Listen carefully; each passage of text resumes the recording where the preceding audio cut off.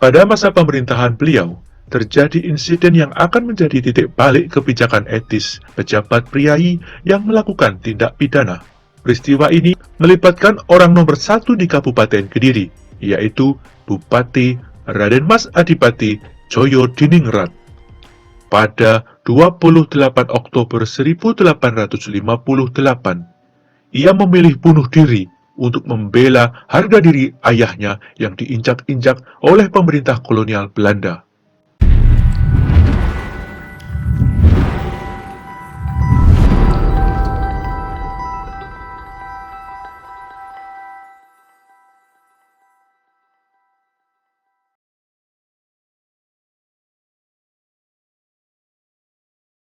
Franz Louis Wittenroth, Presiden Kediri sejak 8 Juni 1889 hingga tahun 1892.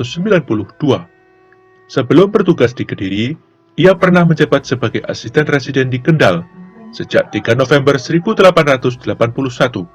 Kemudian naik jabatan sebagai residen Kerawang sejak 31 Mei 1888. Charles Gerard van Baerle, Presiden Kediri sejak 3 Mei 1892 hingga tahun 1897. Pada 28 Oktober 1880, ia diangkat sebagai asisten residen Pacitan, hingga ia mengambil cuti pada 24 Maret 1885. Sekembalinya dari cuti, pada 9 Maret 1887, ia diangkat menjadi asisten residen di Tuban. Lalu, pada 14 Maret 1889, sebagai asisten residen di Sumeneb. Dan akhirnya, 3 Mei 1892, ia naik pangkat menjadi residen di Kediri hingga tahun 1897. Cornelis Jacob de Jager, Residen Kediri sejak 5 Juni 1897 hingga tahun 1902. Pada 2 September 1886, ia diangkat sebagai asisten residen di Blora. Pada 12 Oktober 1890, ia pindah tugas menjadi asisten residen di Keraksan, Probolinggo. Kemudian, 27 Januari 1889, pindah lagi menjadi asisten residen di Bojonegoro hingga tahun 1896. Kemudian, ia mengambil cuti sebelum akhirnya ia kembali dan naik jabatan sebagai residen Kediri. Emile Constant, Residen Kediri sejak 2 Juni 1902 hingga tahun 1907. Pada 9 Juni 1889, ia diangkat sebagai asisten residen Cilacap hingga tanggal 7 Mei 1894. Ia ambil cuti, lalu kembali bertugas pada 6 Januari 1896. Ia diangkat sebagai asisten residen di Malang. Hingga akhirnya ia naik jabatan sebagai residen Kediri pada 2 Juni 1902. Pada awal tahun 1907, di Karesidenan Kediri terjadi kasus gerakan Dermojoyo di Kabupaten Nganjuk. Banyak pejabat yang menjadi korban, bahkan asisten residen Nganjuk, CCM Henny, terluka parah. Selepas kasus dapat diselesaikan, maka pada bulan Juli 1907, Residen E. Constant mengundurkan diri karena merasa bertanggung jawab atas kerusuhan yang terjadi. O.E.V. Hermans, Residen Kediri sejak 5 Agustus 1907 hingga tahun 1912. Pada 14 Maret 1900, ia diangkat sebagai asisten residen Klaten. Kemudian, pada 10 April 1905, pindah tugas menjadi asisten residen di Blitar. Selepas pengunduran diri Residen E. Constant, maka ditunjuklah O.E.V. Hermans sebagai Residen Kediri. Henry Adolf van Drongelen, Residen Kediri sejak 4 November 1912 hingga tahun 1915. Pada 25 Oktober 1905, ia diangkat sebagai asisten residen Purwokerto. Pada 4 November 1908, ia diangkat sebagai asisten residen Sumeneb.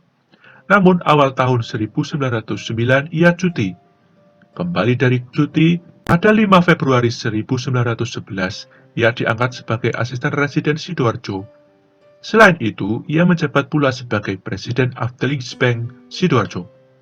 Setahun kemudian, pada 4 November 1912, ia naik jabatan menjadi Residen di Kediri. Hendrik Atman, Residen Kediri sejak 2 Desember 1915 hingga tahun 1919. Pada 5 Agustus 1908, ia menjadi asisten residen Malang hingga mengambil cuti pada tahun 1912.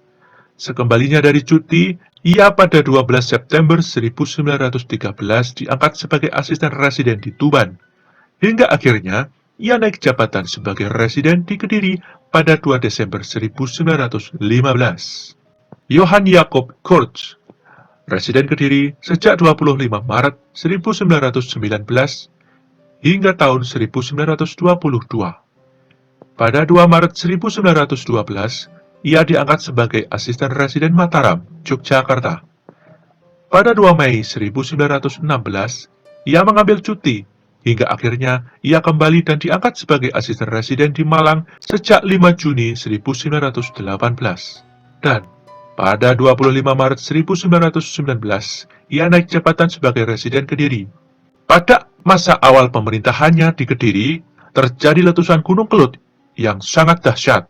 Ia mengembuskan nafas terakhir pun saat menjabat sebagai Residen Kediri, tepatnya pada 24 Mei 1922. Louis Frederick Dingemans, Residen Kediri sejak 17 Juni 1922 hingga tahun 1924. Pada 4 Oktober 1913, ia diangkat sebagai asisten residen Kulon Progo. Hingga pada 1 Mei 1917, ia mengambil cuti.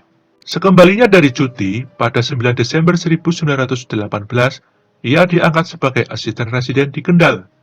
Kemudian, pada 17 Juni 1922, ia naik jabatan sebagai residen di Kediri, menggantikan J.J. Kort yang meninggal dunia.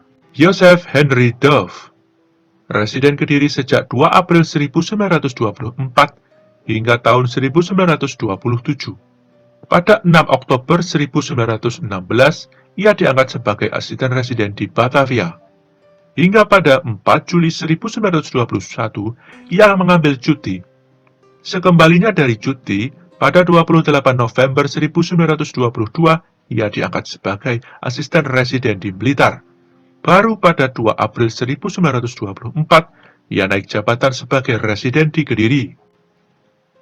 Marie Henry Dornick, residen Kediri sejak 2 Mei 1927 hingga tahun 1930. Pada 3 Desember 1923, ia menjabat sebagai asisten residen di Yogyakarta. Pada 1 September 1925, ia naik jabatan menjadi residen Kerawang. Barulah selepas itu, pada 2 Mei 1927, ia dipercaya sebagai residen di Kediri. Alexander Hendrik de Jong, residen Kediri sejak 2 Juli 1930 hingga tahun 1931. Pada 2 Maret 1928, ia menjabat sebagai asisten residen di Bandung. Sebelumnya, ia pernah menjabat asisten residen di Garut. Pada 2 Juli 1930, ia naik jabatan menjadi residen di Kediri. Matthias Jan Jakob Dreyer, residen Kediri sejak 1 November 1931 hingga tahun 1933. Pada 10 November 1926, ia adalah asisten residen di Sampang. Kemudian, 5 Juli 1929, ia naik menjadi residen Klaten. Selepas menjadi residen Kediri, ia pindah tugas sebagai gubernur Surakarta. Rudolf Karel Augustus Berg, residen Kediri sejak 28 Juli 1933 hingga tahun 1934. Pada 19 Juni 1927, ia pernah menjadi asisten residen di Surakarta. Pada 12 Agustus 1929, ia menjadi asisten residen Semarang. Baru pada 28 Juli 1933, ia naik jabatan sebagai residen Kediri yang ke-30. Nicolaas Wilhelmus van Herstingveld, residen Kediri sejak 30 Mei 1934 hingga tahun 1939. Pada 16 Juli 1929, ia menjabat sebagai asisten residen Karanganyar. Pada 10 Juli 1930, ia diangkat sebagai asisten residen di Cilacap. Pada 30 Desember 1932, ia naik jabatan sebagai residen di Madura. Baru pada 30 Mei 1934, ia dipercaya sebagai residen di Kediri. Emile Leonard Johann Tiedemanns, residen Kediri sejak 24 Februari 1939 hingga masa pendudukan Jepang. Pada 1 September 1925, ia menjadi asisten residen di Bandung. Pada 2 Mei 1930, ia menjadi asisten residen di Probolinggo. Pada 5 Agustus 1932, ia pernah menjadi asisten residen di Lumajang. Pada 31 Desember 1934, ia menjadi asisten residen di Magetan. Kemudian ia naik jabatan pada 4 September 1937 sebagai residen di Madura. Hingga akhirnya, pada 24 Februari 1939, pindah tugas sebagai residen di Kediri hingga pendudukan Jepang tiba. Pada bagian belakang rumah dinas residen Kediri, terdapat lukisan tokoh yang bernama Louis Carlos Henry van Keulen. Banyak yang menganggap jika beliau adalah salah satu residen di Kediri pada masa Hindia Belanda. Namun, dalam catatan pegawai Hindia Belanda, beliau tidak pernah menjabat sebagai residen Kediri. Adapun data kepegawaian beliau dalam pemerintahan Hindia Belanda yang dapat kami lacak adalah sebagai berikut. Sejak 13 Juli 1874 hingga tahun 1876, dia menjabat sebagai Buitengewon Subscriver Kediri. 10 November 1876 hingga 1884, ia menjabat sebagai sekretaris Komisi Pengelolaan Pemakaman Mayat untuk orang-orang Eropa di Kediri. 19 Mei 1884 hingga 1887, ia menjabat sebagai kontrolur kelas 2 di Kediri. 8 April 1887 hingga 1890, ia menjabat sebagai sekretaris residen Kediri. 5 Februari 1890 hingga tahun 1894, ia menjabat asisten residen Sukapura Kolot di Kabupaten Priangan. 11 Juni 1894 hingga 1898, ia menjabat asisten residen Ngerowo. 3 November 1898 hingga tahun 1901, ia dipindahkan menjadi asisten residen di Blitar.